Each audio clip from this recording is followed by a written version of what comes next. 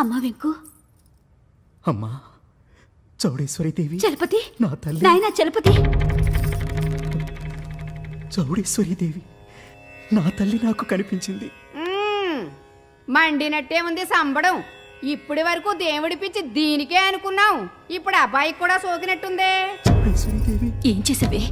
నేనేం చేయలేదమ్మా, అంతా నా నాథుడు వెంకటనాథుడే చేశాడు. వద్దమ్మా, శోభనపు పెళ్లి కూతురు మీద చేయి చేసుకోకూడదు.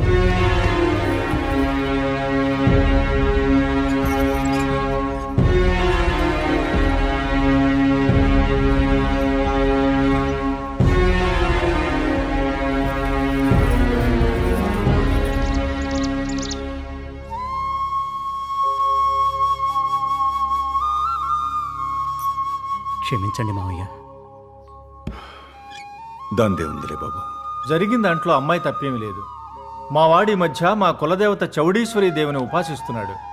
కోడలు రాత్రి మా వాడికి అలా కనిపించిందట.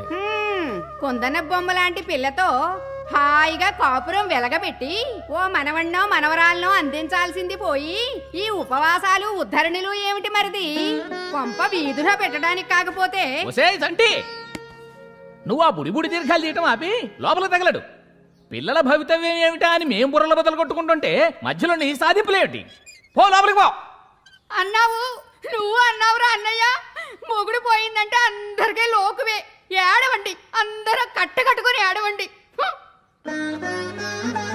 ఏమిరా పద్మనాభం, ఏం చేద్దాం? చేయడానికి ఏముంది పెద్దబావా, ఎలాగూ ఈ ముహూర్తం బెడిసి కొట్టింది. మళ్ళీ మంచి ముహూర్తం 3 నెలల దాకా లేదు. ఈలోగా వాళ్ళు అబ్బాయికి నచ్చ చెప్పుకుంటారు. అంతవరకు మనం ఏం చేసినా బెడిసి కొడుతుందనే నా అభిప్రాయం. అన్నగారు మంచి మాట చెప్పారు, అలాగే చేద్దాం. ఏమంటారు బావగారు? నాదే ఉంది బావగారు, ఏది మంచిదైతే అదే చేద్దాం. శోభనమే శోభనమే శంకాయమ్మకు శోభనమే శోభనమే శోభనమే. ఏంట్రోయ్ శివుగా, కుంటి కులాసంతో మయూరాలనే మైమరిపించేస్తున్నావు. పొద్దున్నే పోతాడికెళ్ళి లాగించినట్టున్నాడు. నషాలానికి ఎక్కువ ఉంటుంది. ఎలా? అయ్యో బ్రహ్మా, నేను చెప్పే విషయం వింటే నిషా మీకెక్కుతుందో. అంత కైపెక్కిచ్చే మాట ఏమిటో చెవులు పడండి.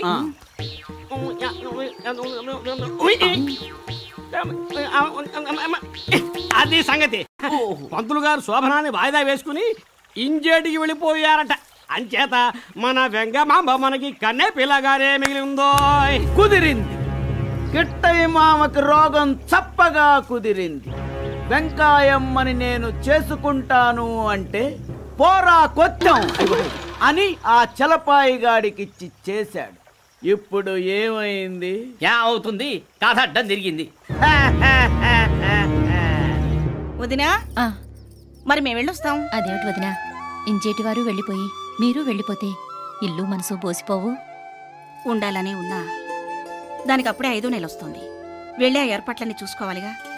ఆయన కరణికం పనులని ఎక్కడక్కడే వదిలేసి వచ్చారు. పిల్లదాని సీమంతానికి మీరంతా తప్పకుండా రావాలి వదినా. తప్పకుండా వస్తాను. నీ దేవుడి పిచ్చిలో పడి రావటం మానేయకు. వస్తాన్లేవే.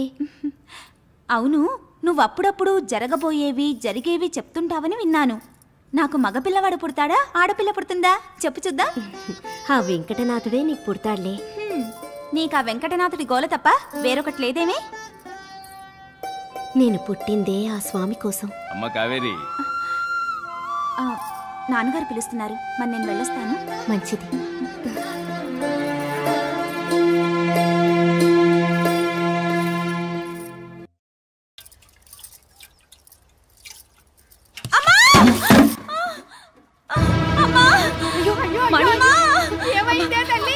ఏమైందమ్మా?